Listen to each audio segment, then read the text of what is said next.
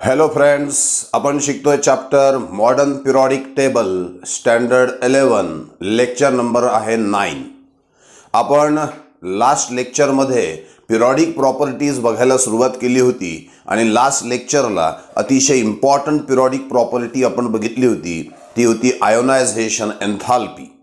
आता आज आपल्याला नवीन एक important concept, important periodic property ही लक्षामध्ये घ्यायची आहे आणि ती पिरियडिक प्रॉपर्टी आहे इलेक्ट्रोनिगेटिव्हिटी. आता काय कन्सेप्ट आहे इलेक्ट्रोनिगेटिव्हिटीची ती एक्झाम्पलच्या माध्यमातून मी तुमच्यासमोर मांडणार आहे. लक्षात घ्या, हायड्रोजन ॲटॉमिक नंबर किती आहे? 1.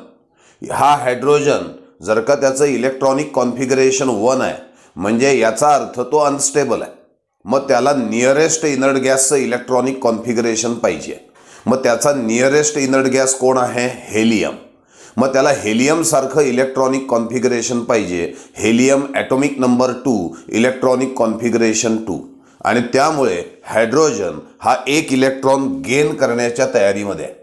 याला एका इलेक्ट्रॉनची आवश्यकता आहे. Hydrogen needs 1 electron.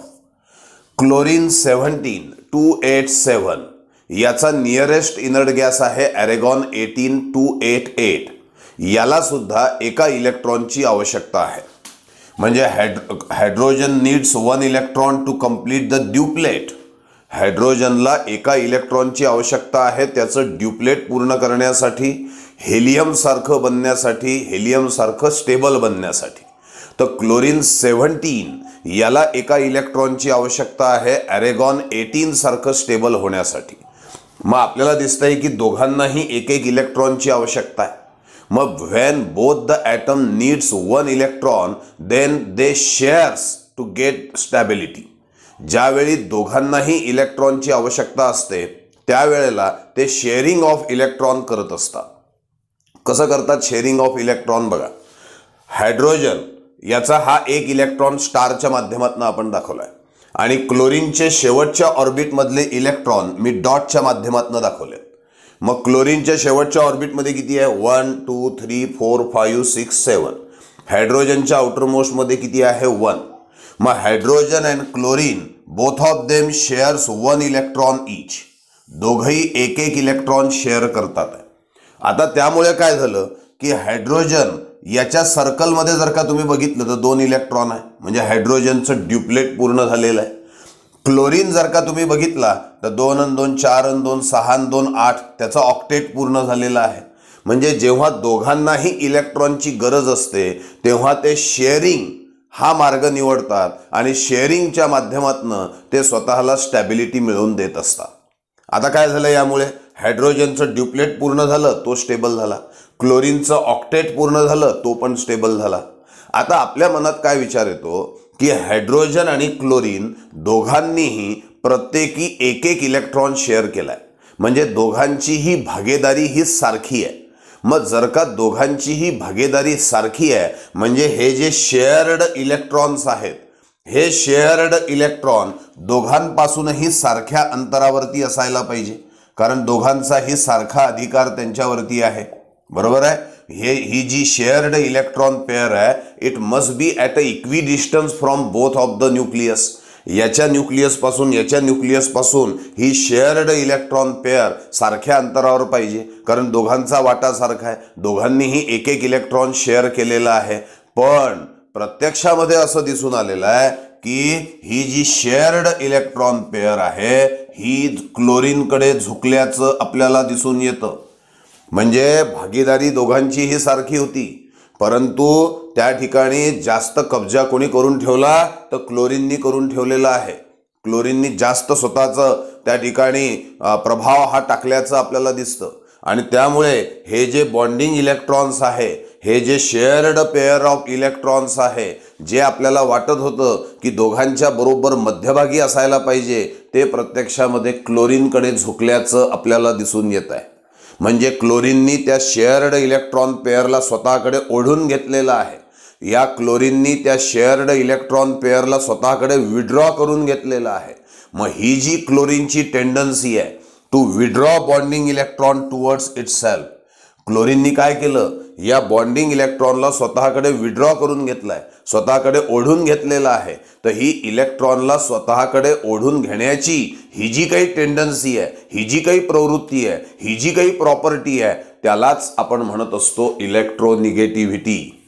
मग what is electronegativity? It is the tendency of atom to withdraw bonding electron towards itself. It is called as electronegativity. पुन्हा एकदा, it is the tendency of atom. कोणाची टेंडन्सी आहे? ॲटमची. कशाची? To withdraw bonding electron towards itself. That is called as electronegativity.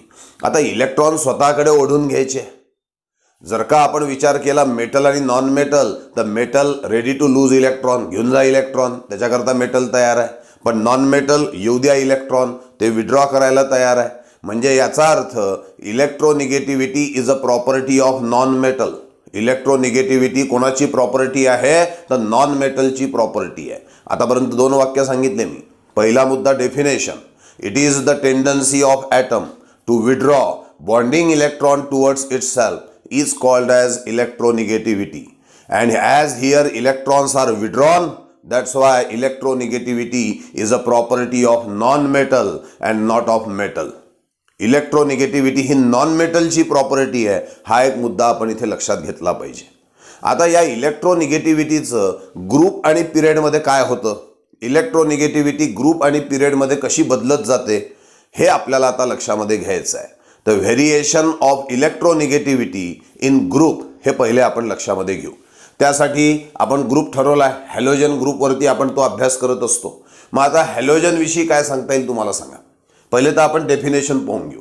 It is the tendency of atom to withdraw bonding electron towards itself in a compound is called as electronegativity.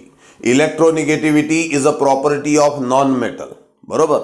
आता हॅलोजनविषयी म्हणजे 7th A ग्रुपविषयी 17th ग्रुपविषयी आपण बोलणार आहे periodic टेबलमधल्या. तुम्हाला माहिती आहे हॅलोजनच्या शेवटच्या ऑर्बिटमध्ये किती इलेक्ट्रॉन असतात? 7.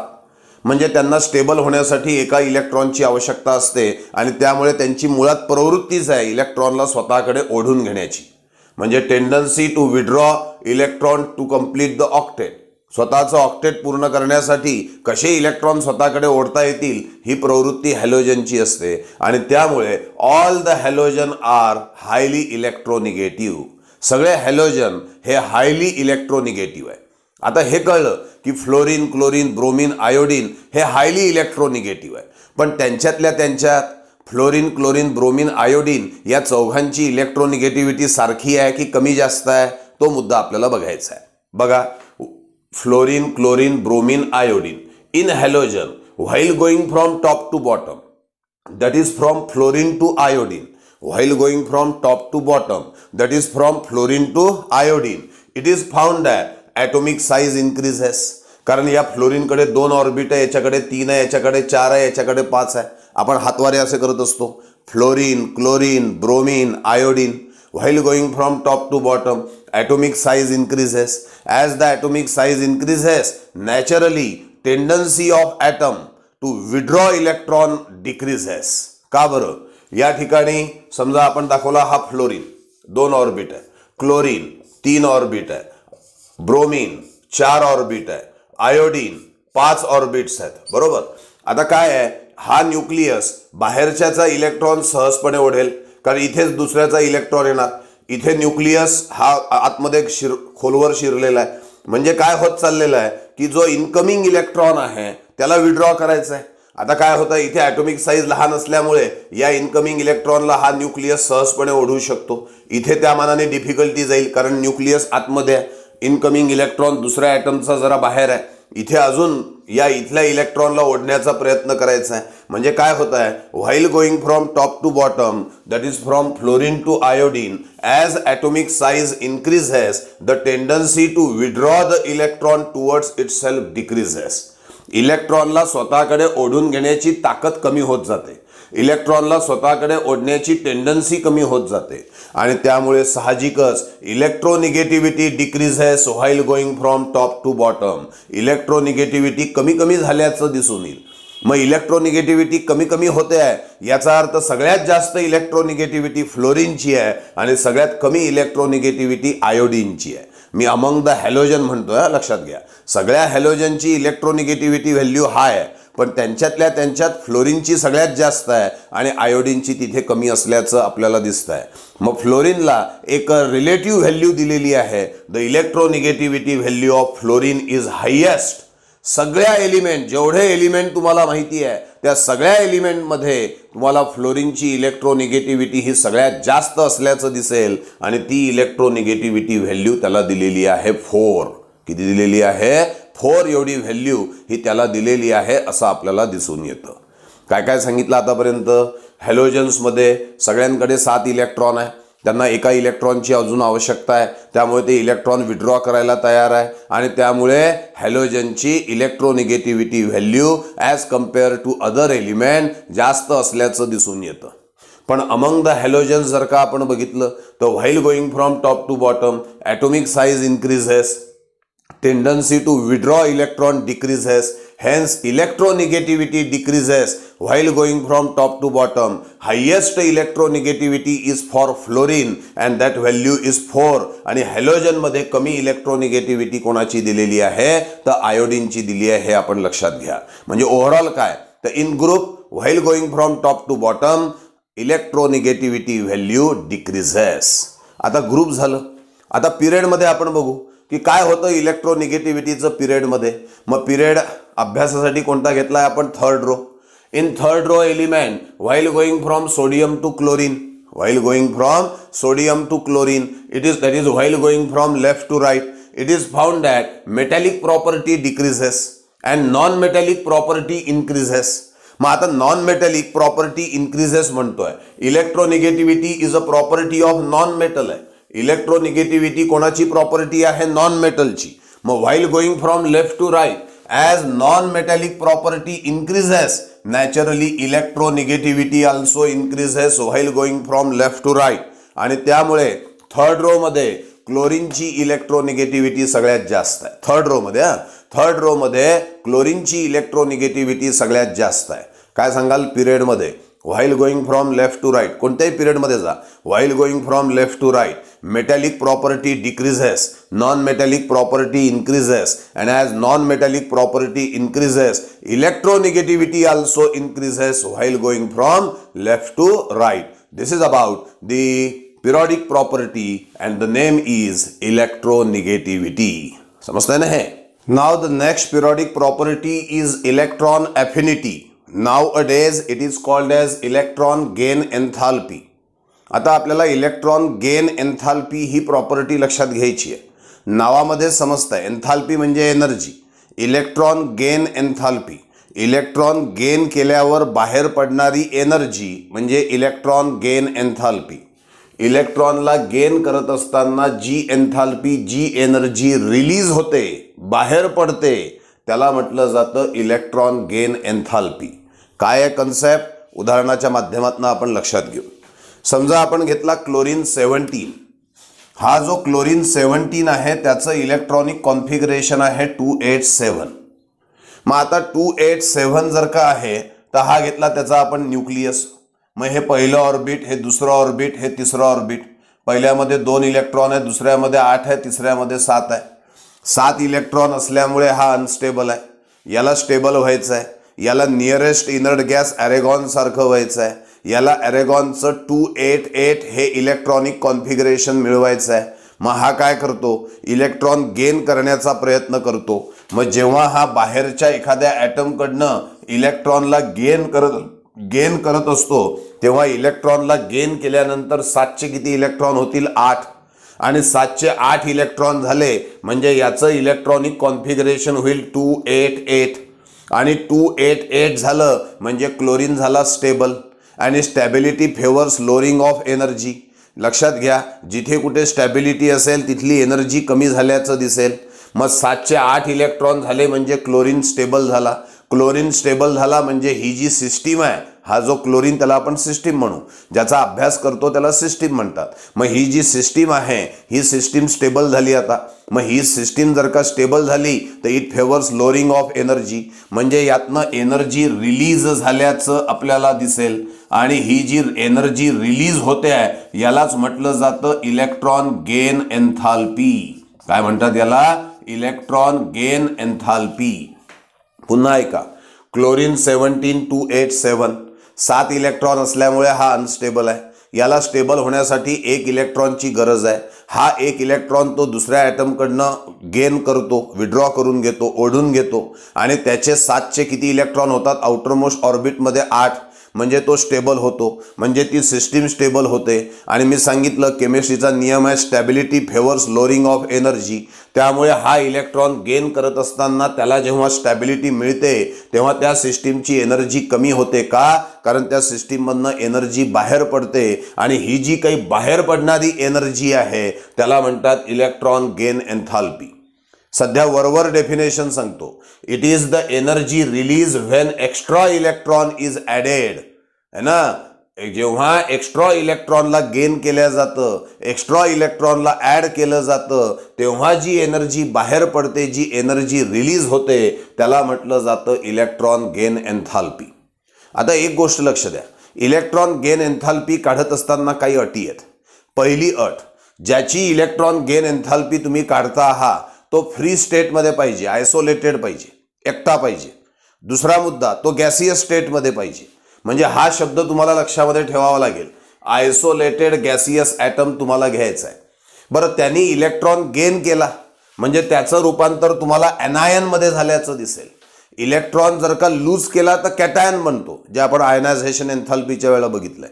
इथे इलेक्ट्रॉन गेन केलाय म्हणजे तो गेन केल्यानंतर तो ॲनायन तयार करेल, तो निगेटिव्ह आयन तयार करेल. म्हणजे बघा, कोणता ॲटम घेण्याची अट आहे? आयसोलेटेड पाहिजे, फ्री पाहिजे. कसा पाहिजे? गॅसियस पाहिजे.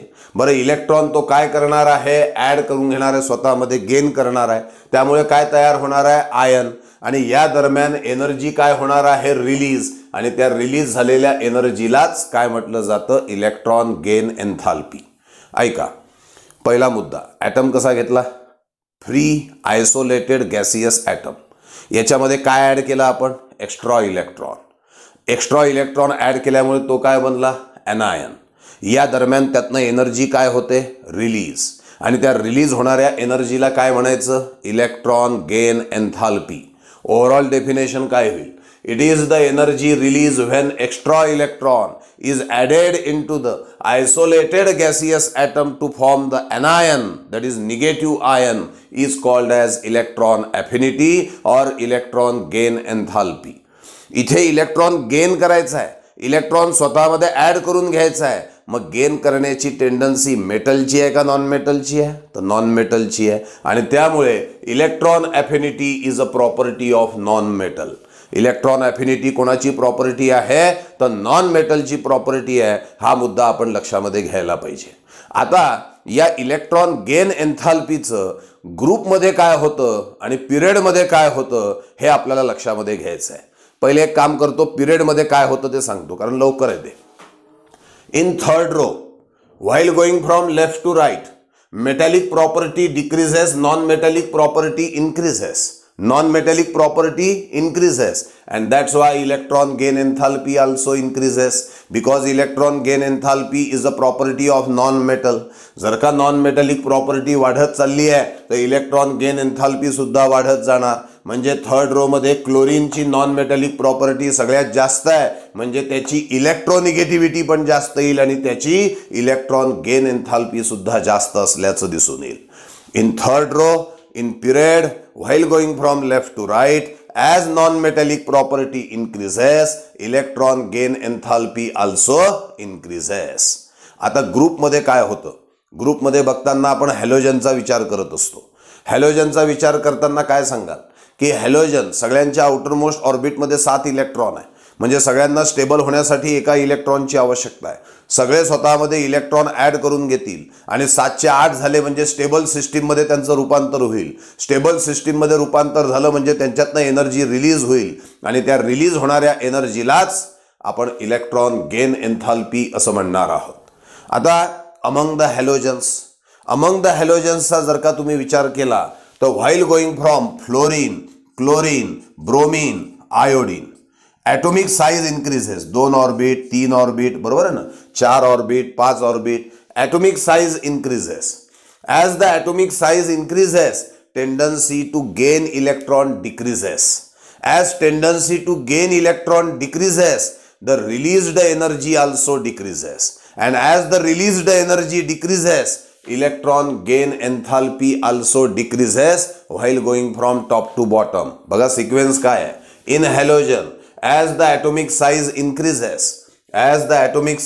increases, tendency to gain electron decreases, and hence the electron gain enthalpy also decreases while going from left to right. मग while going from top to bottom. मग top to bottom जाताना electron gain enthalpy कमी होते असं आपण म्हणतोय. मग electron gain enthalpy कमी कमी होत जाते, याचा अर्थ जो वरती बसलेला आहे त्याची इलेक्ट्रॉन गेन एन्थाल्पी सगळ्यात जास्त असायला पाहिजे. मग वरती कोण आहे? फ्लोरीन. म्हणजे याचा अर्थ फ्लोरीनची इलेक्ट्रॉन गेन एन्थाल्पी सगळ्यात जास्त पाहिजे. त्याच्यापेक्षा थोडी कमी क्लोरीन, त्यापेक्षा कमी ब्रोमीन, आणि सगळ्यात कमी कोण असेल? आयोडीन. सगळ्यात जास्त कोणाची म्हटली? फ्लोरीनची.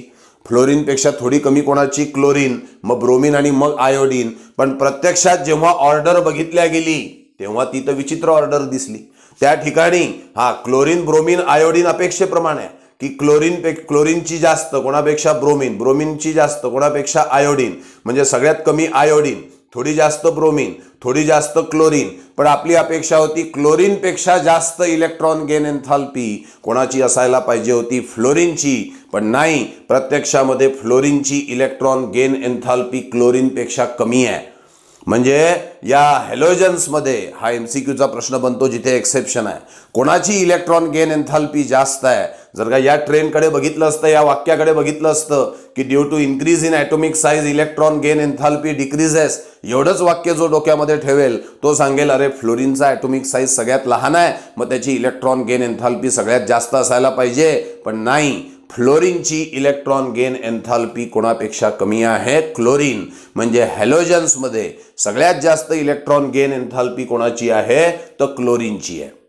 असं काय कारण घडलं की फ्लोरीनची इलेक्ट्रॉन गेन एन्थाल्पी कमी झाली आणि क्लोरीनची इलेक्ट्रॉन गेन एन्थाल्पी त्याच्यापेक्षा जास्त झाली? ते कारण आपल्याला आता लक्षामध्ये घ्यायचं आहे. बघा, हा फ्लोरीनचा जर का आपण विचार केला तर त्याच्याकडे ऑर्बिट किती आहे? 2च आहे. मी इथे काढतो. हा फ्लोरीन, पहिलं ऑर्बिट, दुसरं ऑर्बिट पूर्ण काढू आपण लागलं तर. हे पहिलं ऑर्बिट घेतलं आपण. पहिल्या ऑर्बिटमध्ये किती इलेक्ट्रॉन आहे? 2. आणि दुसऱ्या ऑर्बिटमध्ये सध्या किती इलेक्ट्रॉन आहे? 7. ठीक आहे. हा 1, 2, 3, 4, 5, 6 आणि 7 असे 7 इलेक्ट्रॉन्स फ्लोरीनकडे सध्या आहे. फ्लोरीनचं पहिलं सांगितलं आपण स्मॉल ॲटॉमिक साईज आहे, आणि या स्मॉल ॲटॉमिक साईजमुळे हा दुसरा जो त्याचा आउटरमोस्ट ऑर्बिट आहे, फ्लोरीनचा आउटरमोस्ट ऑर्बिट कितवा आहे? Second orbit.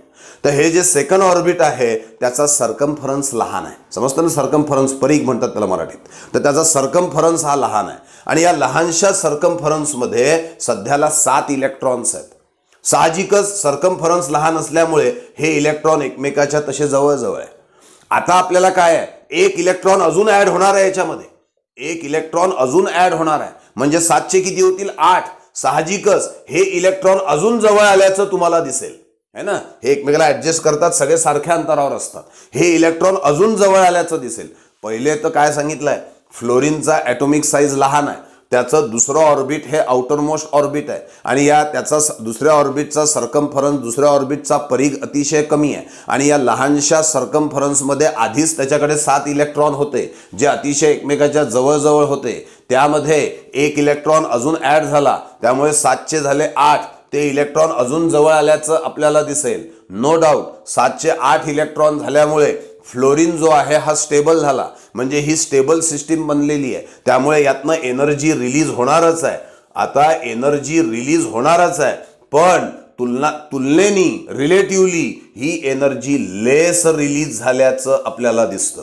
का बरं? 7चे 8 इलेक्ट्रॉन झाल्यावर तो फ्लोरीन तर स्टेबल झाला होता. मग फ्लोरीन स्टेबल झाला होता तर एनर्जी तर रिलीज होणारच होती. मग ही एनर्जी रिलीज जी झाली ती कमी का होते आहे याचं कारण लक्ष द्या. या ठिकाणी जेव्हा तुम्ही या दुसऱ्या ऑर्बिटमध्ये 7चे 8 इलेक्ट्रॉन करता, त्यामुळे ते इलेक्ट्रॉन एकमेकाच्या जवळ येतात आणि त्यांच्यामध्ये वाढतं force of repulsion. This is the force of repulsion between the electrons of the second orbit. आणि सेकंड ऑर्बिटमधल्या इलेक्ट्रॉन्स एकमेकाच्या जवळजवळ आल्यामुळे त्यांच्यातलं फोर्स ऑफ रिपल्शन वाढेल आणि त्यांच्यातलं फोर्स ऑफ रिपल्शन वाढल्यामुळे साहजिकच जी मिळणारी स्टॅबिलिटी आहे जी अपेक्षित होती तेवढी स्टॅबिलिटी मिळणार नाही आणि तेवढी स्टॅबिलिटी जर का मिळणार नाही तर साहजिकच या ठिकाणी रिलीज झालेली एनर्जी जी आहे जेवढी अपेक्षित होती तेवढी न राहता ती थोडी कमी असल्याचं दिसून आलेलं आहे. या फोर्स ऑफ रिपल्शननी घोळ घातला इथे, कारण फोर्स ऑफ रिपल्शन जिथे असेल त्या ठिकाणी स्टॅबिलिटी कमी असते आणि जिथे स्टॅबिलिटी कमी असते तिथे कमी एनर्जी रिलीज झाल्याचं आपल्याला दिसून येईल. वाक्यरचना फार महत्त्वाची आहे, लक्ष द्या. फ्लोरीन किती ऑर्बिट्स आहेत? 2. कितवा ऑर्बिट आउटर मोस्ट ऑर्बिट आहे? दुसरं. त्याचा सर्कम्फरन्स लहान आहे. त्यात आधीच किती इलेक्ट्रॉन आहे? 7. तेच जवळजवळ एकमेकाच्या. त्यात अजून कोण येऊन बसला? 1 इलेक्ट्रॉन. 7चे किती झाले? 8. ते इलेक्ट्रॉन अजून जवळ आले, त्यामुळे त्यांच्यातलं काय वाढलं? Force of repulsion. आता हे फोर्स ऑफ रिपल्शन वाढलं हे डोक्यात ठेवा. दुसरा, 7चे 8 इलेक्ट्रॉन झाले, त्यामुळे नो डाऊट ती सिस्टीम काय झाली? स्टेबल. मग एनर्जी काय होणार? रिलीज. पण मुद्दा हा आहे की सिस्टीम स्टेबल होत असताना ज्या लेव्हलची स्टॅबिलिटी पाहिजे होती त्या लेव्हलची स्टॅबिलिटी तिथे मिळत नाही, कारण तिथे काय निर्माण झालेलं आहे? Force of repulsion. कोणामधलं फोर्स ऑफ रिपल्शन? हे वाक्य फार महत्त्वाचं आहे. तर force of repulsion between electrons of the second shell. या सेकंड शेल मधले जे इलेक्ट्रॉन आहे या दोघांमधलं ठीक आहे ना. पहिल्या आणि दुसऱ्या ऑर्बिट मधल्या इलेक्ट्रॉनच्या फोर्स ऑफ रिपल्शन विषयी आपण बोलत नाही आहे. आपण बोलतो आहोत the force of repulsion between the electrons of the second shell. आणि हे फोर्स ऑफ रिपल्शन वाढलं म्हणजे स्टॅबिलिटी पाहिजे त्या लेव्हलची मिळत नाही, कमी स्टॅबिलिटी मिळेल. मग कमी स्टॅबिलिटी मिळेल तर रिलीज होणारी एनर्जी सुद्धा कमी असणार. म्हणून फ्लोरीनमध्ये इलेक्ट्रॉन गेन एन्थाल्पी कमी आहे. काय सिक्वेन्स आहे बघा. Fluorine very small atomic size आहे सांगितलं. Electrons of the second shell are very close. दुसऱ्या शेलमधले इलेक्ट्रॉन्स अतिशय जवळ आहे आणि त्यामुळे त्यांच्यामध्ये FR म्हणजे फोर्स ऑफ रिपल्शन आहे. आणि फोर्स ऑफ रिपल्शन असल्यामुळे 7चे 8 इलेक्ट्रॉन झाल्यावर भलेही सिस्टीम स्टेबल असेल पण ती सिस्टीम तुलनेने लेस स्टेबल बनते, तेवढी स्टेबिलिटी मिळत नाही आणि त्यामुळे तुलनेने लेस एनर्जी रिलीज होते. म्हणजे इलेक्ट्रॉन गेन एन्थाल्पी ही कमी असल्याचं आपल्याला दिसेल. कोणाच्या बाबतीमध्ये? तर फ्लोरीनच्या बाबतीमध्ये. मग तुम्ही म्हणाल क्लोरीनमध्ये असं काय घडलं? तर ऐका. क्लोरीनमध्ये जर का आपण विचार केला तर तिसरं ऑर्बिट हे आउटर मोस्ट ऑर्बिट आहे. कितवं ऑर्बिट? तिसरं.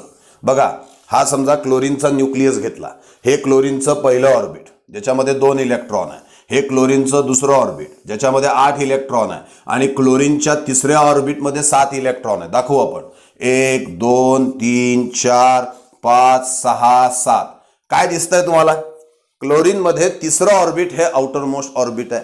त्याचा सर्कम्फरन्स मोठा आहे तुलनेने आणि सर्कम्फरन्स मोठा असल्यामुळे हे 7 इलेक्ट्रॉन एकमेकापासून दूर दूर असतात. त्यात 1 इलेक्ट्रॉन अजून जरी वाढला तरी सुद्धा तेवढे ते इलेक्ट्रॉन एकमेकाच्या जवळ येत नाही. म्हणजे तेवढं फोर्स ऑफ रिपल्शन त्यांच्यामध्ये निर्माण होत नाही जेवढं फोर्स ऑफ रिपल्शन फ्लोरीनमध्ये निर्माण झालं होतं. आणि त्यामुळे क्लोरीनमध्ये 7चे 8 इलेक्ट्रॉन झाल्यानंतर जी मिळणारी स्टॅबिलिटी आहे त्याची लेव्हल हाय असते. जास्त स्टॅबिलिटी मिळते क्लोरीनला. आणि क्लोरीनला जर का फ्लोरीनच्या तुलनेमध्ये जास्त स्टॅबिलिटी मिळते तर साहजिकच क्लोरीनच्या बाबतीमध्ये रिलीज झालेली एनर्जी सुद्धा जास्त असेल. म्हणजेच क्लोरीनची इलेक्ट्रॉन गेन एन्थाल्पी सुद्धा जास्त असेल. काय मुद्दा आहे बघा. क्लोरीन मॉडरेट ॲटॉमिक साईज आहे. म्हणजे फ्लोरीन एवढा लहान पण नाही खूप मोठा पण नाही. तिसरं ऑर्बिट हे आउटर मोस्ट ऑर्बिट आहे आणि त्यामुळे इलेक्ट्रॉन रिपल्शन लेस असतं. हे जे थर्ड ऑर्बिट मधलं इलेक्ट्रॉन रिपल्शन आहे हे क्लोरीनमध्ये कमी असेल कारण थर्ड ऑर्बिटचा सर्कम्फरन्स जास्त आहे आणि त्यामुळे इलेक्ट्रॉन रिपल्शन कमी असल्यामुळे जेव्हा एक्स्ट्रा इलेक्ट्रॉन ॲड होतो आणि 7चे 8 इलेक्ट्रॉन होतात क्लोरीनच्या आउटर मोस्ट ऑर्बिटमध्ये तेव्हा जी सिस्टीम बनते ती मोर स्टेबल असते. त्यामुळे मोर एनर्जी रिलीज होते. त्यामुळे इलेक्ट्रॉन गेन एन्थाल्पी सुद्धा जास्त असल्याचं दिसून येतं आणि म्हणून आपण सांगितलं की electron gain enthalpy of chlorine is greater than fluorine. क्लोरीनची इलेक्ट्रॉन गेन एन्थाल्पी ही फ्लोरीनपेक्षा जास्त आहे. का मागे पडला फ्लोरीन, याचं एक महत्वाचं वाक्य डोक्यात ठेवा जे MCQच्या ऑप्शन्समध्ये दिलं जातं. Due to force of repulsion between electrons of the second shell. Due to force of repulsion between electrons of the second shell, हा मुद्दा या ठिकाणी महत्वाचा असणार आहे. तर all this is about the periodic property. The name is electron gain enthalpy और electron affinity. लक्षात आलंय? थँक्यू.